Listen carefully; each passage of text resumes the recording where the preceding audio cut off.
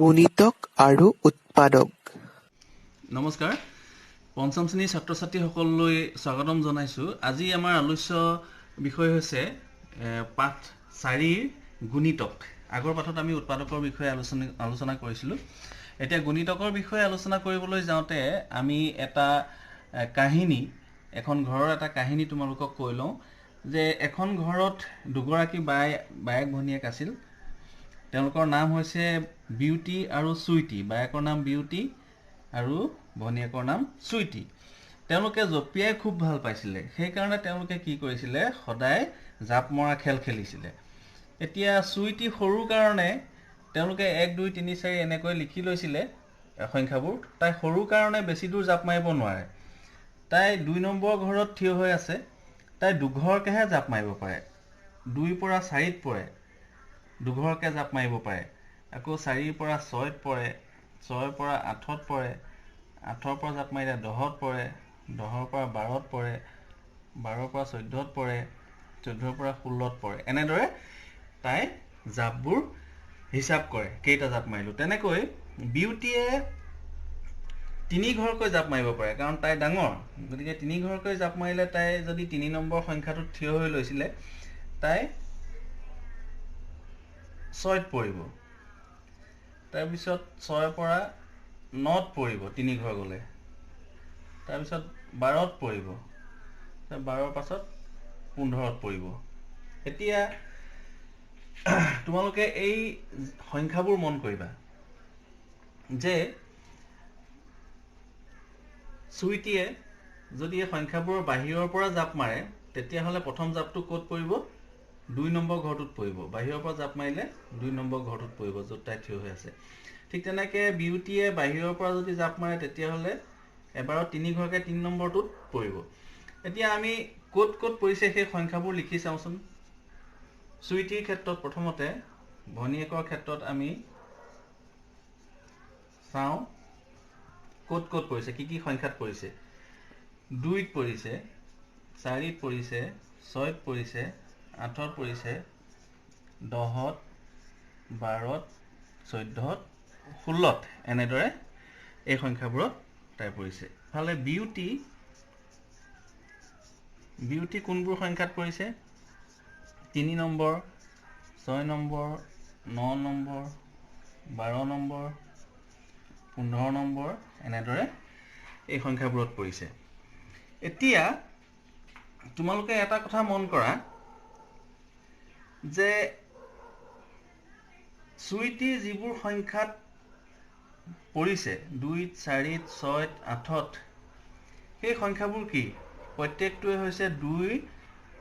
নেওতাখন মাতি গ'লে আমি যিবোৰ সংখ্যা পাওঁ, 2 মানে পূৰণ ফলবোৰ। 2 এগুণ 2, 2 দুগুণ 4, 2 তিনিগুণ 6, 2 চাৰিগুণ 8, 2 পাঁচগুণ 10, 2 ছয়গুণ 12, 2 সাতগুণ 14, 2 আঠগুণ 16। গতিকে এই 2, 4, 6, 8, 10, 12, 14, 16 এইবিলাক হৈছে 2 পূৰণ ফলবোৰ, মানে 2 এইবিলাক গুণিতক বুলি কয়। এইবিলাক 2 গুণিতক, 2ৰে হৰণ যায়। 2ৰ লগত আমি স্বাভাৱিক সংখ্যাবোৰ পূৰণ কৰি এই সংখ্যাবোৰ পাওঁ। সেইকাৰণে এইবোৰ হৈছে 2ৰ গুণিতক, গুণ হৈছে তাৰমানে। ঠিক তেনেদৰে এইবোৰত 3, 6, 9, 12, 15 আমি যদি 3ৰ নেওতাখন মাতোঁ, 3 এগুণ 3, 3 দুগুণ 6, 3 তিনিগুণ 9, 3 চাৰিগুণ 12, 3 পাঁচগুণ 15। এইবিলাক হৈছে 3ৰ লগত স্বাভাৱিক সংখ্যাবোৰ পূৰণ কৰিলে পোৱা পূৰণ ফলবোৰ, 3ৰ গুণবোৰ। গতিকে এইবোৰ হৈছে 3ৰ গুণিতক। এতিয়া আমাৰ কেইটামান প্ৰশ্ন দি থৈছে যে তলৰ সংখ্যাবোৰৰ যিকোনো 5টা গুণিতক লিখা। আমি এনেদৰে যদি উদাহৰণবিলাক চাওঁ, তেতিয়া আৰু ভালকৈ বুজি পাম। এতিয়া 4ৰ গুণিতক উলিয়াবলৈ দিছে। 4ৰ গুণিতকবোৰ কোনবোৰ? যে 4 এগুণ 4, 4 দুইগুণ 8, 4 তিনিগুণ 12, 4 চাৰিগুণ 16, 4 পাঁচগুণ 20, 4 ছয়গুণ 24। এনেদৰে 6টা লিখিলোঁ। আচলতে কি হ'ল কথাটো, যে গুণিতক কোনবোৰ? যে কোনো এটা সংখ্যাক 1, 2, 3, 4, 5, 6 এনেদৰে স্বাভাৱিক সংখ্যাবোৰে পূৰণ কৰি গৈ থাকিলে যিবোৰ পূৰণফল পাওঁ, সেইবোৰে হৈছে সেই সংখ্যাটোৰ গুণিতক। যে 5ৰ গুণিতক কোনবোৰ? 5ক 1ৰে পূৰণ কৰিলে 5 পাওঁ, 5টো গুণিতক 5ৰ 1ৰে পূৰণ কৰিছোঁ, 2ৰে পূৰণ কৰিলে 10 পাওঁ, 10টো 5ৰ গুণিতক, 3ৰে কৰিলে 15, 4ৰে কৰিলে 20, 5ৰে কৰিলে 25, 6ৰে কৰিলে 30, এনেদৰে আমি গুণিতকবোৰ পাই গৈ থাকিম। তেনেকৈ 6ৰ গুণিতক 6 গুণ 6, 6 দুগুণ 12, 6 তিনি গুণ 18, 6 4 গুণ 24, 6 5 গুণ 30, 6 6 গুণ 36, এনেদৰে। 10ৰ গুণিতক 10 গুণ 10, 10 দুগুণ 20, 10 দুগুণ 30, 10 তিনি গুণ 30, 10 4 গুণ 40, 10 5 গুণ 50, 10 6 গুণ 60, এনেদৰে গুণিতকবোৰ আমি উলিয়াই গৈ থাকিব পাৰিম। তাৰপিছত ইয়াতে আৰু এটা প্ৰশ্ন আছে, তোমালোকৰ জালি এখন দি থৈছে, তাত 1ৰ পৰা 100লৈকে লিখি থৈছে। তাত 4ৰ গুণিতকবোৰৰ ঘৰত সেউজীয়া ৰং কৰিবলৈ কৈছে, 6ৰ গুণিতকবোৰৰ ঘৰত ৰঙা ৰং কৰিবলৈ কৈছে, 10ৰ গুণিতকবোৰৰ ঘৰত হালধীয়া ৰং কৰিবলৈ কৈছে। গতিকে সেইখিনি তোমালোকে নিজে কৰিব পাৰিবা। তাৰপিছত আৰু এটা প্ৰশ্ন আছে ডি, যে সেউজীয়া আৰু ৰঙা কোনকেইটা ঘৰত একেলগে পৰিছে, সংখ্যা কেইটা লিখা। এতিয়া আমি ইয়াতে চাওঁ 4 আৰু 6, এই গুণিতকবোৰৰ ভিতৰত 4 আৰু 6 গুণিতকবোৰৰ ভিতৰত মই 10 আৰু 5টো মোহাৰি দিম।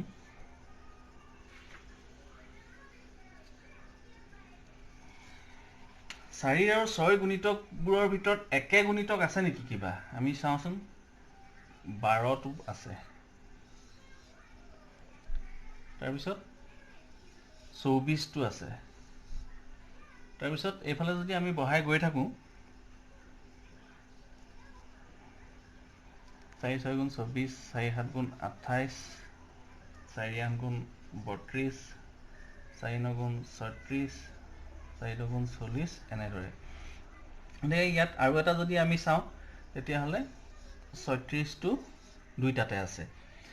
এতিয়া এই দুইটাতে যিবিলাক গুণিতক আছে, যিবিলাক পূৰণফল আছে, সেই দুইটাতে থকা গুণিতকবোৰক কোৱা হয়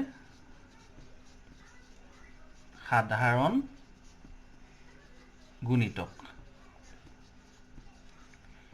কোনো দুটা বা তিনিটা সংখ্যাৰ গুণিতকবোৰৰ ভিতৰত একে একে যিবিলাক গুণিতক থাকে, সেই একে একে গুণিতকবোৰকে কোৱা হয় সিহঁতৰ সাধাৰণ গুণিতক।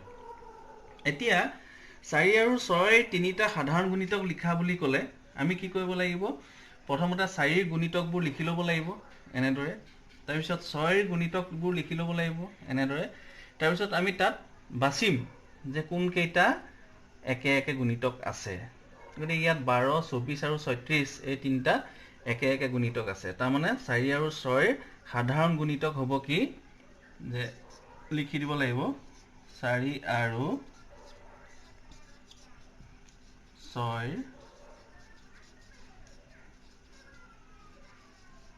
সাধাৰণ গুণিতকবোৰ কি হ'ব, 12, 24, 36 এনেদৰে গৈ থাকিব। তোমালোকক যদি তিনিটা লিখিবলৈ কয় তেতিয়াহ'লে ইয়ালৈকে কৰিলেই হ'ব, তাতকৈ বেছি লিখিবলৈ ক'লে ইয়াতকৈও গুণিতকবোৰ বঢ়াই গৈ থাকিব লাগিব। এতিয়া আৰু এটা প্ৰশ্ন ইয়াত আমি কৰিব পাৰোঁ যে 4 আৰু 6ৰ সাধাৰণ গুণিতকবোৰৰ ভিতৰত আটাইতকৈ সৰু গুণিতক কি। এতিয়া 4 আৰু 6ৰ সাধাৰণ গুণিতকবোৰ কি, 12, 24, 36। ইয়াৰ আটাইতকৈ সৰু গুণিতকটো কি, 12। তাৰমানে যদি প্ৰশ্নটো এনেদৰে থাকে যে 4 আৰু 6ৰ সাধাৰণ গুণিতকবোৰৰ ভিতৰত আটাইতকৈ সৰু গুণিতকটো কি, যে 4 আৰু 6ৰ সাধাৰণ গুণিতকবোৰৰ ভিতৰত আটাইতকৈ সৰু গুণিতকটো হৈছে 12, যিটো প্ৰথমতে থাকে সেইটোৱে হৈছে আটাইতকৈ সৰু গুণিতক।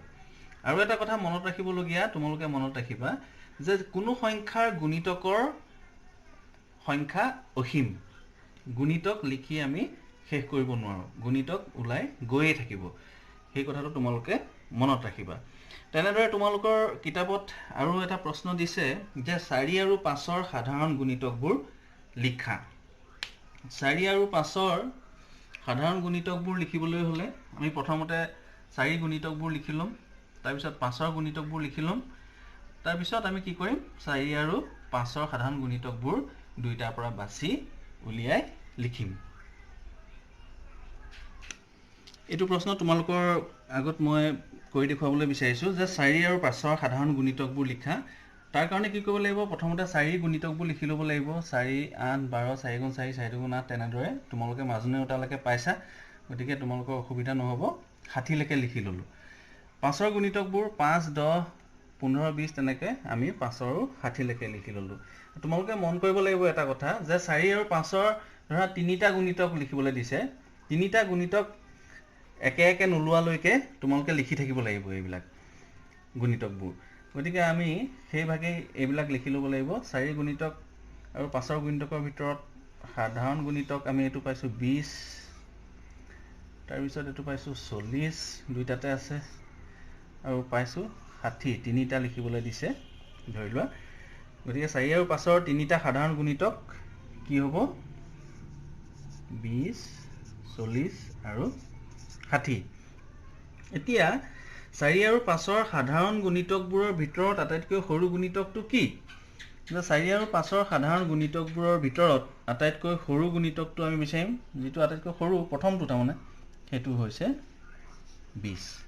গতিকে এনেধৰণে তোমালোকে উদাহৰণবিলাক বা প্ৰশ্নবিলাক, সমস্যাবোৰ নিজে তৈয়াৰ কৰি তোমালোকে সমাধান কৰিবলৈ চেষ্টা কৰিবা। তেতিয়া তোমালোকে এইখিনি নিশ্চয় পাৰিবা, এইখিনি বিশেষ টানো নহয়। এতিয়া তাৰপিছত তোমালোকৰ দলত আলোচনা কৰা এটা প্ৰশ্ন আছে যে টিংকু আৰু ৰিংকু এখন খেলপথাৰত খেলি আছে। তেওঁলোকে খেলপথাৰখনৰ চাৰিওফালে দৌৰিব। এটা নিৰ্দিষ্ট স্থানৰ পৰা দৌৰ আৰম্ভ কৰি পুনৰ আগৰ স্থান পাবলৈ টিংকুক 8 মিনিট আৰু ৰিংকুক 12 মিনিট সময় লাগে। টিংকুৱে সম্পূৰ্ণ এপাক সম্পূৰ্ণ কৰিলে এটা হুইচেল বাজিব আৰু ৰিংকুৱে এপাক সম্পূৰ্ণ কৰিলে এটা বেল বাজিব। দুয়ো একেলগে দৌৰ আৰম্ভ কৰিলে কিমান মিনিট পাছত হুইচেল আৰু বেল দুয়োটাই একেলগে বাজিব। এতিয়া কথা হ'ল, এইটো প্ৰশ্নটো বহুত ডাঙৰ, প্ৰশ্নটো দেখিবলৈ বৰ টান, কিন্তু এইটো আমাৰ একো অসুবিধা নাই। এইটো কি কৰিব, 8 মিনিট আৰু 12 মিনিট সময়ৰ কথা কৈছে। গতিকে 8 আৰু 12ৰ গুণিতকবোৰ আমি লিখি ল'ম। গুণিতকবোৰ লিখি 8 আৰু 12ৰ সাধাৰণ গুণিতকবোৰ উলিয়াম। যিটোতে প্ৰথম সাধাৰণ গুণিতক, আটাইতকৈ সৰু সাধাৰণ গুণিতক ওলাব, সেইটোতে হুইচেল আৰু বেল দুইটা বাজিব। গতিকে এইটো একেবাৰে উজু। গতিকে আজি আমাৰ 4 নম্বৰ পাঠটো আমি ইমানতে শেষ কৰিছোঁ। আমি পাঠটোত কেইটামান কথা জানিলোঁ, তোমালোকক মনত পেলাই দিছোঁ যে উৎপাদকৰ আন এটা নাম হৈছে গুণনীয়ক। সকলো সংখ্যাৰ উৎপাদক এটা আছে, সেইটো হৈছে 1, আৰু প্ৰতিটো সংখ্যাই নিজে নিজৰ উৎপাদক হয়। আৰু এটা সংখ্যাৰ অসংখ্য গুণিতক থাকে। কোনো এটা সংখ্যাৰ আমি গুণিতকবোৰ লিখি শেষ কৰিব নোৱাৰোঁ। গতিকে এইকেইটা কথা তোমালোকে মনত ৰাখিবা। গতিকে আজি আমি পাঠ ইমানতে সামৰিছোঁ। আজিলৈ সামৰিছোঁ। ধন্যবাদ।